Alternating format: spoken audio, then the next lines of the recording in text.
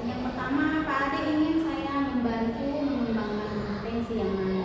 Baik, saya akan melakukan coaching dengan belajar namun saya ingin dibantu untuk dilihat atau dinilai yaitu present atau teknologi saya diskusi, kemudian mendengarkan secara aktif atau menyimak, kemudian saya dapat mengajukan pertanyaan-pertanyaan yang berbobot sesuai dengan kebutuhan Oke, baik. Lalu yang kedua, bagaimana Pak Ade inginkan untuk yang kedua, Pak Ade bagian mana dari kegiatan coaching yang akan Pak Ade lakukan yang Pak Ade ingin untuk saya amati? Baik, seperti tadi saya ingin Ibu membantu saya mengenai kompetensi, ada dua hal yang ingin saya ingin Ibu lihat daripada kegiatan coaching yang akan saya lakukan. Yang pertama adalah saya dapat mendengarkan secara aktif atau menyimak setiap pertanyaan dengan baik. Kemudian saya dapat mengajukan pertanyaan yang berbobot yang dapat membantu coaching menemukan solusi atau permasalahan yang dipecahkan dari apa yang dilakukan sebelumnya. Oke, baik. Lalu yang terakhir, Pak Ade, apa harapan dari observasi yang akan kita lakukan bersama? Ini harapan yang saya inginkan yaitu saya bisa membantu coaching untuk menemukan solusi dari permasalahan yang dialami. Mungkin seperti itu. Oke deh Pak Ade, kalau begitu kita selesai sampai di sini. Kita akan lanjut nanti setelah Pak Ade melakukan kegiatan coaching. Oke. Ya. Selamat pagi Bapak Eko. Selamat pagi Pak Ade. Nah, saya mendengar Bapak Eko ini memerlukan kegiatan coaching yang harus kita lakukan berkenaan dengan apa yang Bapak hadapi. Benar. Kira-kira Bapak Eko ingin menyampaikan apa hari ini atau kita mendiskusikan tentang apa? Begini Pak Ade, saya mau berbagi dengan Pak Ade tentang proses pembelajaran yang ada di kelas, terkhususnya pelajaran informatika. Di mana saya menemukan beberapa hal yang terjadi, yaitu kurang antusiasnya peserta didik atau murid-murid di kelas, terkhususnya kelas 10 dalam pembelajaran IT. Kemudian dengan kurangnya buku atau media buku yang ada di sekolah yang terupdate dengan CP dan TP yang ada seperti itu, sehingga membutuhkan kerja ekstra dari saya untuk menemukan sumber-sumber yang tepat seperti itu. Mungkin itu yang saya ingin bagikan ke Pak Ade untuk sama-sama kita coba mencari jalan keluar untuk saya bisa jauh lebih baik dalam kelas bersama anak-anak. Jadi yang bisa saya tangkap di sini, yang menurut pernyataan atau pemaparan dari Bapak Eko itu adalah Bapak Eko ingin kita mendiskusikan tentang proses pembelajaran informatika yang dirasa bahwa ternyata anak-anak ini kurang antusias, khususnya murid di kelas 10. Nah, belum lagi buku bacaan atau mungkin bahan bacaan yang tidak sesuai dengan CP dan KTP. Nah, mungkin itu yang menyebabkan akhirnya sudah itu kurang paham. Bapak Eko, saya mau tanya nih, kira-kira mungkin kan sudah punya kesempatan untuk supaya pemilik itu kira-kira seperti apa pembelajaran saat ini? Hal yang Bapak Eko saat ini tentang pembelajaran informatika mungkin ada proses seperti itu. Baik Pak, untuk saat ini pelajaran informatika karena dulunya kurang update dengan perkembangan ataupun CP. Dari kita sudah bicara tadi tentang tujuan kita berdiskusi. Nah, Bapak Eko mungkin tadi kesempatan yang Bapak Eko miliki sudah disampaikan, yaitu Bapak Eko memiliki media digital yang bisa membantu kurangnya update dari buku-buku pelajaran informatika. Nah, masalah yang masih ada ini yaitu adalah kurang antusias dari siswa yang baru saja pindah dari SMP ke SMA. Kurang masa pilihan ya. Bapak Eko kira-kira skala 1 sampai 10 di mana Bu posisi kondisi dari Bapak Eko saat ini untuk mempelajari informatika dari Bapak selama ini? 50-50 sih.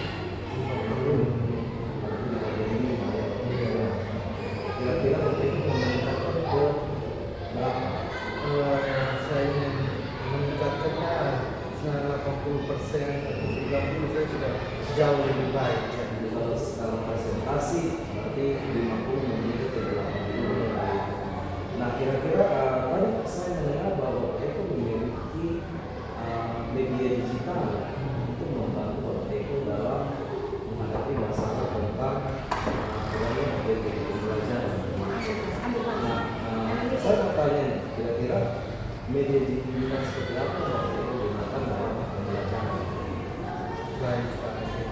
Untuk media digital sendiri saya menggunakan referensi-referensi buku, kemudian juga media digital lokasi scan seperti krisis, kemudian media digital juga ada tabung dan media digital lainnya yang berkaitan dengan topik materi. Contohnya, kalau kita belajar algoritma dan demogram, saya menggunakan salah satu aplikasi yang namanya Kahoot. Itu seperti kayak kita belajar coding tapi seperti bermain puzzle gitu. Iya, itu yang saya coba terapkan. Mungkin Bapak Eko menggunakan media seperti Lego, terus ada games, ada krisis, ada Kahoot untuk kalian juga bicara soal pengetahuan. Nah, Bapak Eko dalam menerapkan ini atau menerapkan media digital yang digunakan, hambatan apa yang Bapak Eko alami? Pastinya hambatan ada Pak Ade, khususnya ada anak-anak juga yang terkendala mungkin perangkatnya tidak ada, baik mungkin 1-2 orang siswa tidak ada perangkat handphone, kemudian ada yang memiliki handphone tapi pakai datanya tidak ada karena kita bermain ataupun kita belajar juga menggunakan jaringan internet dan perangkat karena kapasitas lab kita kurang dan kita menggunakan perangkat handphone untuk membantu media pembelajaran kita juga. Jadi hambatannya itu di perangkat kemudian dengan perangkat internet juga terkadang terkena. Berarti permasalahan dari pembelajaran digital ini terhadap perangkat pada kelas ya dengan apa namanya dengan internet yang sudah menjadi kendala. Nah kira-kira dalam pembelajaran ini kan satu lagi yang saya mau tanya, ini kan yang menjadi hambatan. Nah pertanyaan saya selanjutnya, kira-kira apa yang membuat siswa atau murid ini kurang antusias? Mungkin yang menjadi hambatan itu kan salah satunya itu jika boleh dikasih tahu apa yang membuat sampai murid ini merasa kurang antusias dalam pelajaran IT ini. Ya, baik Pak Ade. Mungkin dari pengamatan yang saya lihat kurang antusias yang pertama itu bisa karena kurang pemahaman dari tingkat SMP ke tingkat SMA, sehingga ketika topik SMA itu saya ajarkan mereka masih mengamang-amang dalam pikiran karena waktu SMP mereka tidak dapatkan seperti itu. Kemudian berikutnya juga hambatan salah satunya adalah jam pelajaran informatika juga yang tidak full kita di lab, kita di kelas juga, jadi fasilitas juga terbatas karena lab kita juga tidak begitu banyak atau perangkat komputernya sesuai dengan jumlah siswa yang ada. Ini mungkin membuat siswa kurang antusias ya, dari kurang pemahaman, kemudian sarana yang dirasakan kurang memadai. Ya. Baik, oke, kita masuk terus tujuannya Bapak Eko kan untuk mencapai 8 ya. Nah, untuk itu kira-kira hal apa yang biasanya Bapak Eko pikirkan untuk mengatasi kurangnya pemahaman dari siswa SMP SMA ini atau SMP yang belajar SMA ini, kemudian hal apa yang bisa membantu Bapak Eko ketika siswa itu tidak menggunakan HP atau gawai dan juga internet. Nah, bagaimana Bapak Eko mensiasati jam atau level atas dari masalah yang dihadapi oleh Bapak Eko. terkait dengan rekomendasi siswa kira-kira Bapak berpikir seperti apa untuk bisa adik perkembangan siswa ini saya coba mengantisipasi atau saya coba menangani mereka dengan cara adalah saya coba menggali informasi-informasi sederhana berkaitan dengan IT waktu mereka masih di SMP, sehingga pemahaman mereka itu bisa saya bawa sampai ke SMA seperti itu, supaya memudahkan mereka masuk ke materi-materi SMA. Saya menggali dulu materi-materi dari SMP sehingga selaras masuk ke SMA seperti itu, supaya mereka jangan merasa hal yang baru di SMA, tetapi ternyata ada keterkaitan dari materi di SMP itu sampai ke SMA. Kemudian untuk mengantisipasi perangkat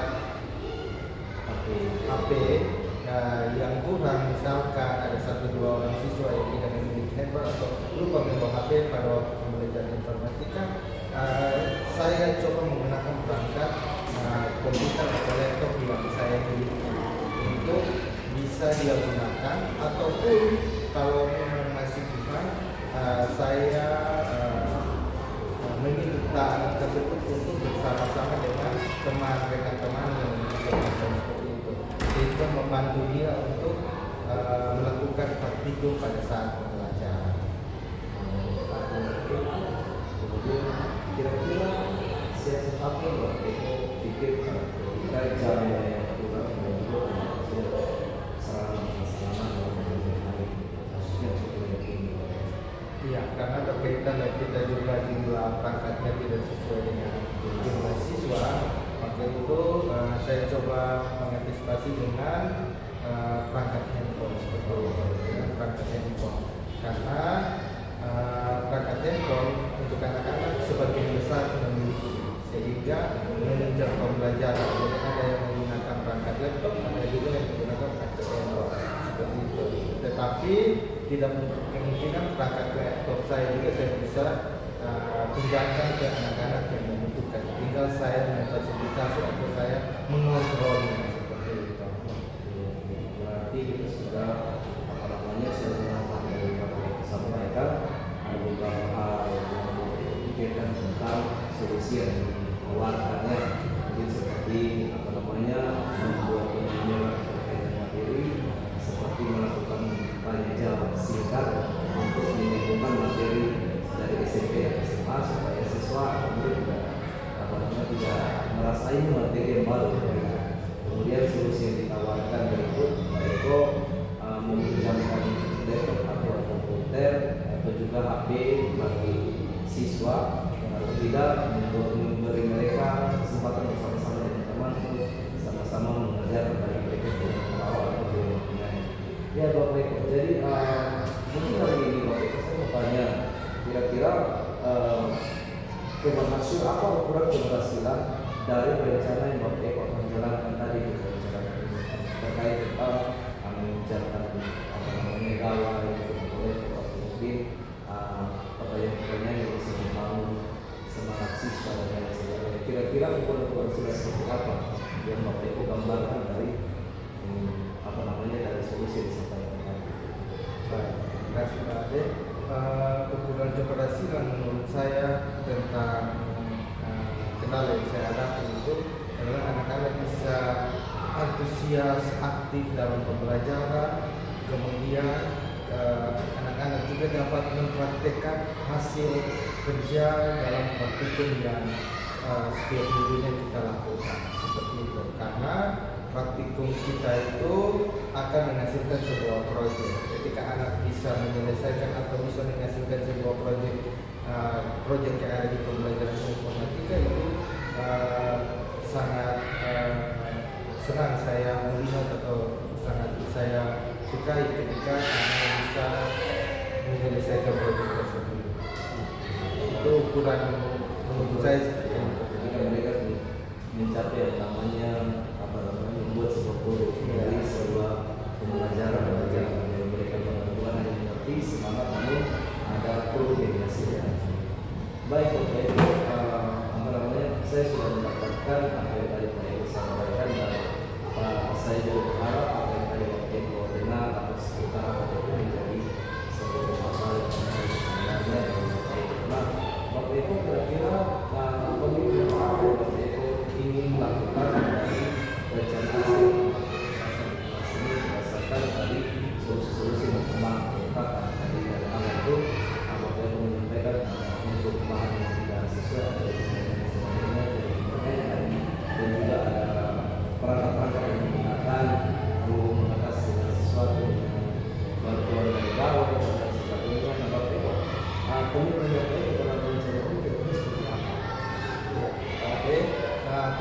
saya dalam pertemuan ke depan ini, saya mulai menyusun sebuah model pembelajaran di mana berbasis digital, kemudian dengan menggunakan media-media yang terupdate, kemudian dengan fitur-fitur digital lainnya. Contohnya, misalkan media digital yang saya gunakan itu tadi saya sebutkan adalah Kahoot, kemudian Krisis, kemudian juga dengan ada namanya Kaneka itu adalah aplikasi untuk informatika dalam pembuatan artikel. Jadi dalam pertemuan ke depan saya akan mencobanya. Jadi berarti kita sudah menemukan solusi dari permasalahan yang Eko utarakan sebelumnya tentang proses pembelajaran yang dirasa tidak update dan kemudian siswa yang tidak selesai. Baik Pak Eko, kira-kira pertemuan kita bisa membantu Sangat membantu. Kalau begitu, terima kasih untuk kesempatannya berbagi bersama dan saling bicara masalah dan solusi.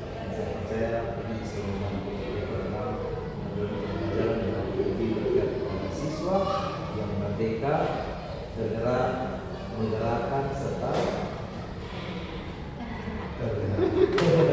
Baik, terima kasih Pak Ade untuk sharingnya, dan terima kasih untuk solusi juga dan hal-hal baik yang saya sudah temukan. Saya akan mencoba mengimplementasikannya di pertemuan-pertemuan ke depan untuk pembelajaran saya khususnya informatika. Oke, baik Pak Ade sudah melakukan kegiatan coaching bersama Pak Eko tadi. Iya. Untuk percakapan pasca supervisi ini, saya punya 2 pertanyaan saja. Saya tanyakan dan bisa sama-sama. Yang pertama Pak Ade, bagaimana Pak Ade menilai sendiri performa dalam kompetensi tadi dalam kegiatan coaching? saya nilai bahwa cukup bisa membantu coach dalam menyelesaikan masalah yang kita yang kita gunakan dari tujuan, kemudian identifikasi masalah, dan cara bertanggung jawab. Saya pikir itu sudah bisa membantu teman-teman juga bisa akhirnya menemukan solusi dari setiap masalah yang bisa. Oke, baik Pak Ade. Yang kedua, apa yang Pak Ade dapatkan dari kegiatan supervisi dan juga kegiatan coaching yang baru saja berlangsung? Setelah dari kelas supervisi kita, saya belajar tentang kemudian aktif dan juga pertanyaan-pertanyaan yang saya pikir saya dapatkan tadi, saya mendapatkan sebuah pembelajaran yang baik. Saya bisa mendapatkan alutsista dan dari seperti yang saya sebutkan teman atau coach, dan beliau pun bisa mendapatkan solusi dari permasalahan yang dihadapi. Saya pikir ini menjadi satu langkah baik yang mungkin terus bisa kita sama-sama lanjutkan dan bisa terus kita sama-sama tingkatkan untuk melakukan pembelajaran yang baik untuk memecahkan persoalan-persoalan yang mungkin ditemukan dalam pembelajaran. Oke, baik Pak Ade, sekian untuk kegiatan pasca supervisi. Sukses terus Pak Ade ke depan, dan kita selesai sampai